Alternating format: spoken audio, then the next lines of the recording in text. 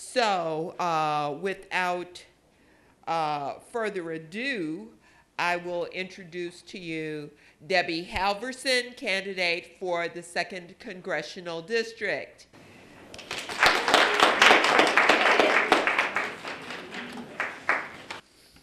Well, good afternoon. It's great to see you guys. In fact, on the way here, I was driving, I'm thinking, I don't know why Congressman Jackson couldn't attend the NAACP where I just came from, but he said he could not attend the NAACP forum I just came from at Chicago State because he had to be here at 2. So I can't figure that one out, but I was able to do both. Let me start out by saying thank you all so much for doing this. This is very important for the people to be able to understand what's going on with all of the candidates. It's been a pleasure to travel this district over. I've attended 87 churches. I've gone to almost every barbershop and beauty shop and restaurant, train station, you name it, I've been there. Because the reason is I believe that people are too busy to come find me. I need to find them and talk to them on their territory and see what's important. We've done many house parties and listening. And as I've toured the district, one thing I've heard for certain is people are hurting. They need jobs now. And I know what that feels like because I'm a resident of this district. I grew up in the district. I attended Bloom High School, born and raised in Chicago Heights and Stager. My husband grew up in Harvey, attended Thornton. I like to call it a mixed marriage because there was such a rivalry between the two schools. I think they still are. And Friday we had attended the school. Bloom won. Bloom has a much better record, I think, than any school. But talking about the issues, I struggled. And whether it was struggling as a kid or struggling when I raised my children on my own, I know what it's like. And people are hurting. They need jobs now. That's why, as I travel this district over, people need to know that they need a member of Congress who is going to be there for them, someone who comes home on the weekends, and someone they can trust. You know what, I just want to say that one of the churches I was at a couple of months ago, Pastor Lewis in Dixmoor said something to me that was so enlightening, and he said it in front of the church. He said, Debbie, you know, if you lose your money, you haven't really lost anything. And if you lose your health, you have lost something. But if you lose your character, you've lost everything. And as we go through this campaign, we have seen that our list of accomplishments are out there. You know what? I was a state senator for 12 years, and I served in Congress for 2. I have a proven record of being able to bring large-scale projects together. But our accomplishments are out there. It's not a matter of a tit for tat. You can go to my website, debbiehalvorson.com. But it's going to come down to trust, and it's going to come down to character, and it's going to come down to who do you believe that is going to actually be there for you. And that's why you've got something to think about. There's not that much time left. So you've got to just think who it is that you want representing you. So with that, I'd rather spend the rest of the time taking any questions you might have. So thank you all for being here, and I really appreciate the time that you've given me.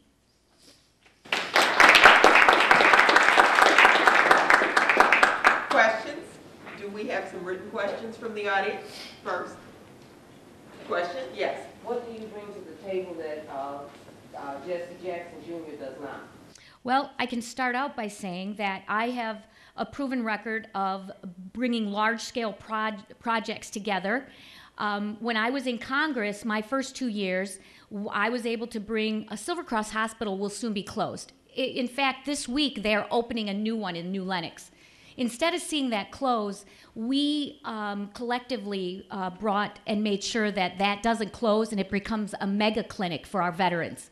We've got to make sure and do something for our veterans. My stepson, Jay, as everybody knows, was severely injured in Afghanistan, and we've got to be there for our veterans. I served on the Veterans Committee. I served on small business. I served on agriculture. And I wasn't your typical freshman when I went to Congress. As everybody knows, I was the first female appointed by Emil Jones to serve as Senate Majority Leader. So when I did get to Congress, Nancy Pelosi put me on the Steering and Policy Committee, which I was then able to help decide who got put on what committees. So in those first 2 years, I was able to get not only that mega clinic, I helped on 2 intermodals in Joliet. One was on federal lands, so we had to work through every pipeline and through the environmentalists. And anyway, we were able to bring 650 jobs to one and 7,000 jobs to another. That is not something you can just give lip service to. You've got to be there, sit in meetings, knock people's heads together, basically, before, so that this project doesn't go away. Those are the kind of things I want to do in the new district. We've got to make sure that, the congressman is excited. He's proud to say that he took $100 million that should have gone to the 2nd Congressional District. He's proud to say he put it in Jerry Weller's district. Now, I don't think I'd be too proud to say that it should have gone to Dixmoor, Harvey, Riverdale, and a lot of the other towns in the south suburbs when he put it to buy land for an airport that he still hasn't been able to get done. Question? Yeah, I have a question. I guess, what can the federal government do with all these vacant homes and in the city of Chicago, we saw Pastor Brook, Tory Brook, still on top of the closed down motel. I mean, what can the federal government actually do to take care of some of these vacant homes where people are using drugs in them, or they might be selling drugs there, and taking care of some of these issues? Because I feel like a lot of politicians feel this service about jobs, but they're not looking at the real issues about, homelessness, about the unemployment situation of black people, especially the 17%, and just with more African Americans now being incarcerated than African American males, and they're going to college. Well, and I'm glad you bring that up, because that's one of the reasons I'm running. I'm very frustrated to see that unemployment is still higher in the 2nd Congressional District than anywhere. This country, we had a program called the Second Chance Act. And if you take a look at the districts, whether it's Congressman Davis and Congressman Rush, who both got the predominantly amount of money from the Second Chance Act, the 2nd Congressional District didn't get any of that money, and now the Congress has zeroed it out. There's no money. The country is broken.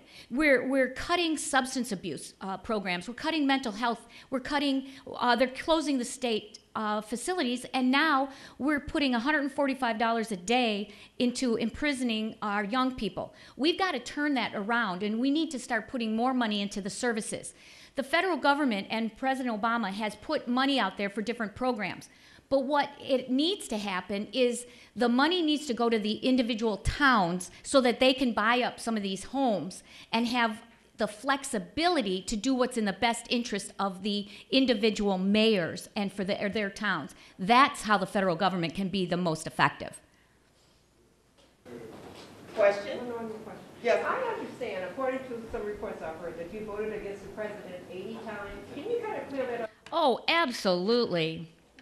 I have, that is probably the thing that the congressman loves to say the most. And I have absolutely no idea where he gets his figures, because I have a Congressional Quarterly Almanac that states, and I'll read, participation in presidential support votes. Percentage of the recorded votes on which the president took a position. There are a total of 42 such recorded votes. On those, President Jackson voted 79% of the time with the president. Debbie Halvorson voted 90% of the time with the president. And if you go to Congressional Quarterly, you'll have that. But the whole thing is on my website. And I'll leave this, and I've got several others that people can take a look at. So it's probably procedural votes and other things, but I'm sure he'll have a chance to explain it later. Yes, sir. I just wanted to thank you. I met you down at the Senate in Springfield. You helped us with the distracted driving. We didn't have an appointment. You gave us time, referrals, and fortunately we did get a bill passed. So I just want to thank you for your involvement and commitment to a cause that we believe in. Thank you. And I will always be open and accessible. Unlike, I felt bad for the new mayor of University Park, Mayor Covington, who told me she went to Washington, D.C. and had a not so nice experience when she went to see the congressman. He told her that when she went to see him that she had to go find 4 other mayors and he would give her an audience. That's not how I'll work. That's why I was always in till 9 or 10 at night, because I needed to, they do keep us very busy during the day, but that's why I stayed way into the evening so that I could be accessible for anybody who needed to see me. So thank you, and I will always be accessible to you. Yes, ma'am. One of my main issues this year is Planned Parenthood and protecting Planned Parenthood. I know it's not an issue that comes up a lot out here, but I just wonder what you have thought about as all of this is going on in Washington and the attacks on Planned Parenthood. Well, I do want you to also know, I have an article I wrote for the Huffington Post, and that is on my website. It's also on my Facebook, that I think it's absolutely ridiculous that 50 years ago we may have had this discussion, but we're still having these kind of discussions now? You know what, I am so frustrated. But let me tell you another thing, and this room is filled with ladies, and I love you guys, but Congress is made up of 16% women. It's ridiculous that the reason it's not given the attention it deserves is because we don't have enough women there to give it.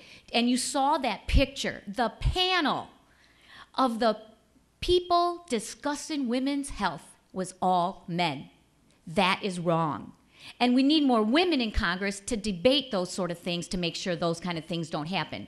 I am 100% pro-choice. I believe that the government should have no business in dealing with women's health. That is up to them. And if we're doing anything, being a woman should not be a pre-existing condition, which is what has happened over the years, that we need somebody in D.C. that's going to advocate to make sure that Planned Parenthood, who does 99.9% helping on women's health issues, where the debate in Washington right now is the abortion issue and Planned Parenthood, which is absolutely insane. And birth control. And birth control. They're taking away birth control. And I think we all want to discuss the fact that this is ideology on the other side of the aisle, has nothing to do with women's health care, and we've got to stick to the issues.